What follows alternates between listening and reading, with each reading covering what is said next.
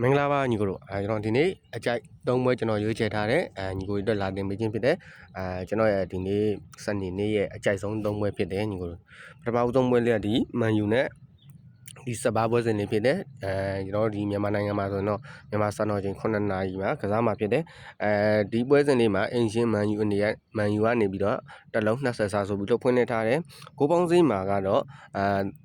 3လုံးကိုမှ20ဆုံးဆိုပြီးတော့ဖွင့်နေထားတာတွေ့ရတယ်ဒီမန်ယူနဲ့စပါးမှာဆိုရင်ဒီပေါ့နောက်ဆုံးမန်ယူတို့စပါးကို10ချိန်ဇက်တွေ့ထားတဲ့အချိန်မှာ10ချိန်ဇက်ပေါ့နော်အနိုင်ရယူခြင်းမရှိထားဘူးဒါကိုမန်ယူတို့အနေနဲ့1+20ဖွင့်ထားတာကကျွန်တော်အနေနဲ့ကတော့ကျွန်တော်ကတော့မန်ယူရဲ့ပေးတဲ့ဈေးကမြင့်မားတယ်လို့ကျွန်တော်ယူဆတယ်ဘာဖြစ်လို့လဲဆိုတော့ဒီစပါးသင်းဟာမန်စီးတီးကိုလည်းဒုက္ခပေးတယ်ပြီးဒီရှစ်ချိန်ဇက်မှာလဲမန်ယူကစပါးကိုအနိုင်ရယူခြင်းမရှိထားတဲ့အနေအထားမှာဒီနေ့မန်ယူအနေနဲ့က1+20ဆိုတာတော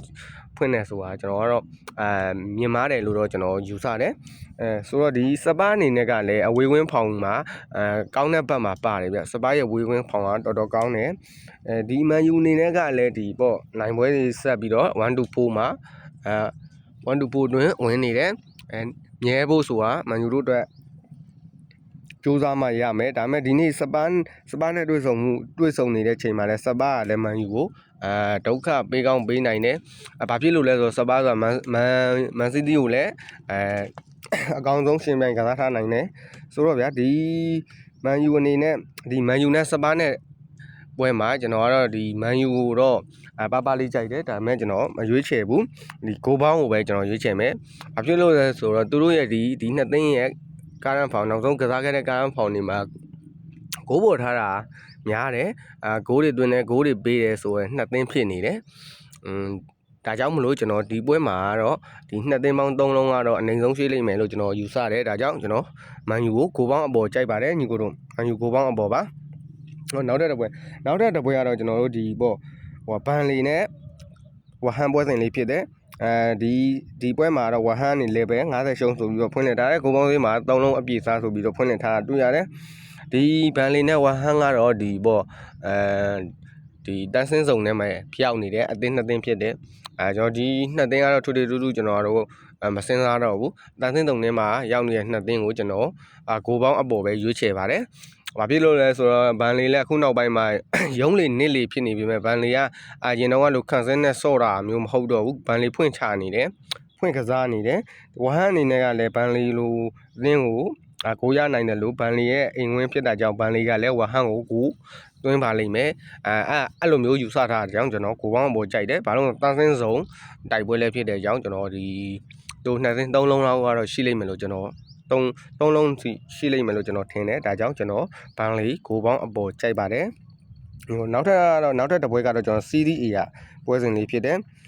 ဒီပွဲကတော့ဗျဒီကဖီယိုတီနာနဲ့ဒိုရီနိုပွဲစဉ်လေးဖြစ်တယ်ဒီပွဲကနောက်နေ့ပေါ့နော်2:15မှာကစားမှာဖြစ်တယ်ဖီယိုတီနာကတော့တန်းစင်းစုံမှာရုံးနေရတဲ့အသင်းပေါ့ဗျာဒိုရီနိုကတော့အလက်မှာရှိတဲ့အသင်းပေါ့နော်ကျွန်တော်ဒီပွဲမှာလည်းကျွန်တော်အင်ရှင်ဖီယိုတီနာကိုကြိုက်ပါတယ်ကျွန်တော်ဒီပွဲကို2ချက်ကွက်ယူပါတယ်ကျွန်တော်စုံပေါ်ကြိုက်ပါတယ်အင်ရှင်ဖီယိုတီနာဘော်ဒီအင်ရှင်ဖီယိုတီနာဘော်ဒီရဲ့ဖီယိုတီနာဂိုးပေါင်းအပေါ်ရဲ့ကြိုက်ပါတယ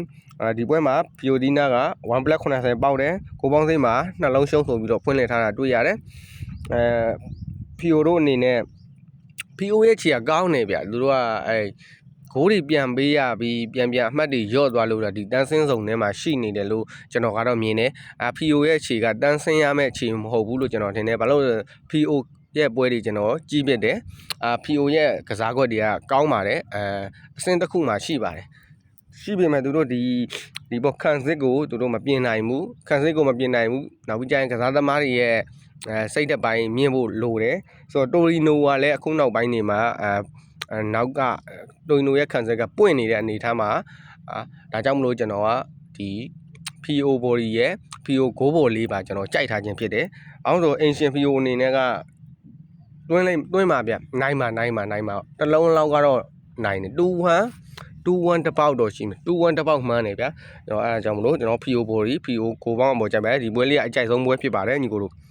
ကိုလက်ပါညီကိုတို့ရလက်ကောင်းနေပိုင်ဆိုင်နိုင်ပါစေကျွန်တော်ဒီပေါ့ကျွန်တော်တိတ်ကန် channel မှာကျွန်တော်online ဘတ်တွေမှာကျွန်တော်2ရက်ဇက်တိုက် online ပွဲတွေကိုကျွန်တော်ရွေးချယ်ပေးထားတယ်ပွဲကြီးတွေမလာခင်တိတ်ကန် channel ပါပေါ့နော်online ပွဲစဉ်တွေကျွန်တော်ရွေးချယ်ပေးတယ်2ရက်ဇက်ဝင်ထားတယ်ဒီနေ့မှာတော့ကျွန်တော်ပွဲကြီးတွေကတပွဲဖြစ်တဲ့ညနေ9:00 နာရီခွဲ6:00 နာရီလောက်ကြာရင်ကျွန်တော်တိတ်ကန် channel မှာသုံးသက်ချက်လေးနဲ့ကျွန်တော်ဒီပွဲစဉ်ကိုကျွန်တော်ဘာကြောင့်ကြိုက်ရလဲဆိုတော့သုံးသက်ချက်လေးနဲ့ပါကျွန်တော်ထိထိမိမိတင်ဆက်ပေးပါမယ်တိတ်ကန် join နေတဲ့ညီကိုတွေကကျွန်တော်ဒီမန့်မှာကျွန်တော်တိတ်ကန် channel link လေးချပေးထားပါမယ်အခုလည်းပါညီကိုတို့